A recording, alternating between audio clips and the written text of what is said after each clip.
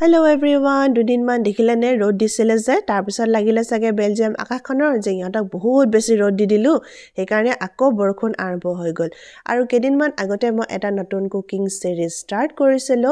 তাৰ আজি নতুন এটা এপিসোড লৈ আহিছো আপোনালোকৰ কাৰণে তেন্তে আহক আজিনো কি বনালো মই লাঞ্চত তাৰে অলপমান দেখুৱাও তাৰ কাৰণে প্ৰথমতে মই এগ বইল কৰিবৰ কাৰণে এটা এগ বইলাৰ ব্যৱহাৰ কৰিছো এটো অহাৰ পৰা মোৰ লাইফটো মানে বহুত ইজি হৈ গৈ জানেনে এটো একটা ইলেক্ট্ৰিক হয় আৰু ইয়াৰ কেপাসিটি 7টা কণী আৰু তাৰ পাছতে কি জানেনে ইয়াত আপোনালোকে নিজৰ ইচ্ছামতে হাফ বইল বিচাৰে কেনেকুৱা মানে একদম সফট বিচাৰে বা একদম ফুল বইল বিচাৰে তাৰ বেলেগ বেলেগ পানীৰ কোৱান্টিটি দিব লাগে আৰু মাত্ৰ পানীখিনি ইয়াত দিয়াৰ লগে লগে কাৰেণ্টত আপোনালোকে যেতিয়া অন কৰিব তাৰ পিছতে ঢাকনিখন লগাই অলপ সময়ৰ পাছতে ই নিজে নিজে ৰেডি হৈ যাব আপোনালোকে কেনেকুৱা ধৰণৰ বিচাৰে আৰু যিমান দেৰি এফালে মোৰ এখিনি ৰেডি হৈ থাকে তেন্তে আহক বাকি ইফালে মই ভাজিখিনি ৰেডি কৰি লওঁ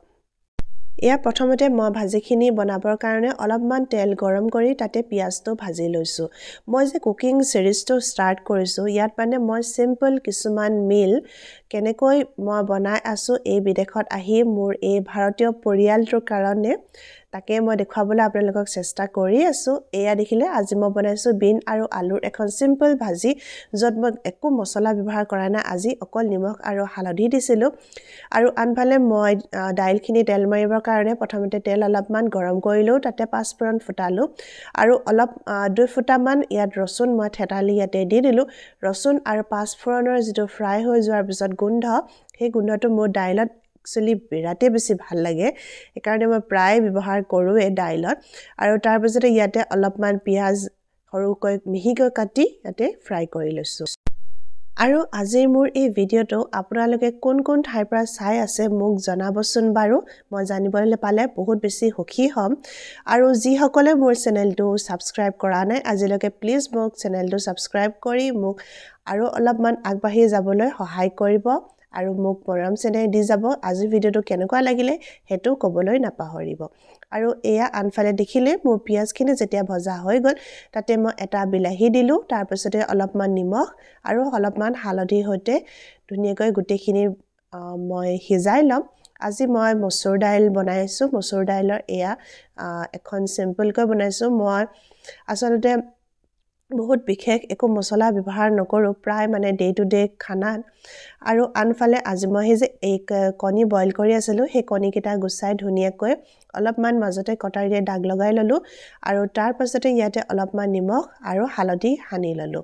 আজি মই এতিয়া এখন সিম্পল হয় এগৰ মছলা কাৰি টাইপো কব পাৰি বনাবলৈ ৰেডি কৰিছো আৰু এয়া দেখিলে অলপমান তেল গৰম কৰি মই গুটেকিটা কণী এনেদৰে ৰঙা হোৱালৈকৈ ভাজি ললো এটো যেটো কুকিং মই সিৰিজ ষ্টাৰ্ট কৰিছিলো এটো মই 30 ডেজৰ কাৰণে 30টা মিল দিম বুলি ভাবিছো এই কুকিং সিৰিজটোৰ মাজে মাজে মই কিছুমান ভিডিও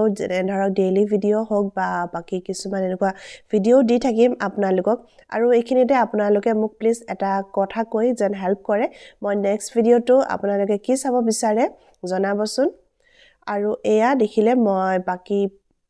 অলপমান তেল গৰম কৰি ললো তাতে অলপমান এয়া আছিল হুকান নৰসিংহ পাত তাতে ফ্ৰাই কৰিলো আৰু তাৰ পিছতে ইয়াতে দিলো অলপমান পিয়াজ আৰু এয়া দেখিছে মোৰ পিয়াজখিনি আধা ভজা হৈছে ইয়াতে মই দিম খুন্দি লোৱা আদা আৰু নহৰু অলপমান এই সকলোখিনি মই ধুনীয়াকৈ ফ্ৰাই কৰি লম যেতিয়ালৈকে আদা নহৰুৰ মানে গোন্ধটো নাযায় আৰু তাৰ পাছতে ইয়াতে মই দিলো এয়া এটা ডাঙৰ সাইজৰ বিলাহী মই চপাৰতে কাটি লৈছো সৰু সৰুকৈ এই গুটেখিনি মই ইয়াতে দি দিলো আৰু মই ইয়াত মানে বহুত বিশেষ একো ব্যৱহাৰ নকৰো কাৰণ যেহেতু মই অলৰেডি দাইল বনালোৱে এখন মাত্ৰ অলপমান গ্ৰেভি টাইপ কিবা এটা মছলা আদাৰ খাবলৈ মন গৈছে কাৰণ যেহেতু আজি বতৰটো বেয়া আপোনালোকে ইতিমধ্যে দেখিলে আৰু তাৰ পাছতে এই বিলাহীখিনিতে মই দিম জোখমতে অলপমান নিমখ অলপমান হালধি আৰু লগতে দিছো অলপমান মই গৰম মছলা আৰু লগতে মই দিম এয়া ফ্ৰজেন মটৰ ডাইৰেক্ট মই ফ্ৰিজটো খুলি পেকেট উলিয়াই তাতে ইয়াতে দি দিলো আৰু তাৰ পিছতে গুটেখিনি ধুনীয়াকৈ মিক্স কৰি দিম আৰু ঢাকনখন মাৰি যেতিয়ালৈকে বিলাহীখিনি আৰু মটৰখিনি ধুনীয়াকৈ সিজি নাযায় তেতিয়ালৈকে সিজাই থাকিম আৰু ইয়া চাওক অলপ দেৰ পাছতে সকলোখিনি ৰেডি হৈ গল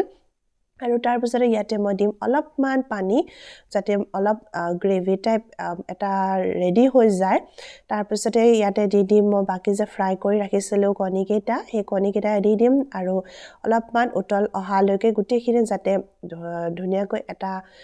মছলাখিনি সোমাই যায় কণীকেইটাৰ ভিতৰত তাৰ পিছতে ইয়াতে দিম অলপমান এয়া কেটচাপ প্ৰায় ডাঙৰ চামুচেৰে 1 চামুচমান হ'ব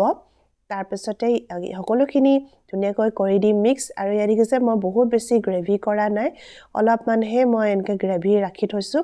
আৰু তাৰ পিছতে এইখিনি অকণমান গেছটো কম কৰি মই আৰু 2 মিনিটৰ কাৰণে ৰাখি থৈ দিম আৰু লগতে আহক এয়া আমাৰ আজি প্লেটখনো ৰেডি কৰি লওঁ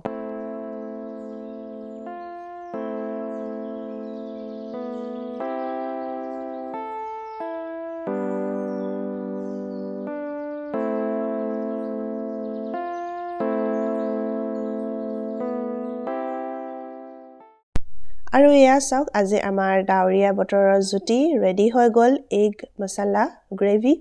লগতে মচুৰ দাইল অলপমান সালাড আৰু এয়া দিছোঁ মই ৰসুনৰ অলপমান আচাৰ ভাত আৰু লগতে আছিলে বিন আলুৰ এখন শুকান ভাজি আৰু আজিৰ থালিখন কেনেকুৱা লাগিলে আপোনালোকে জনাবলৈ নাপাহৰিব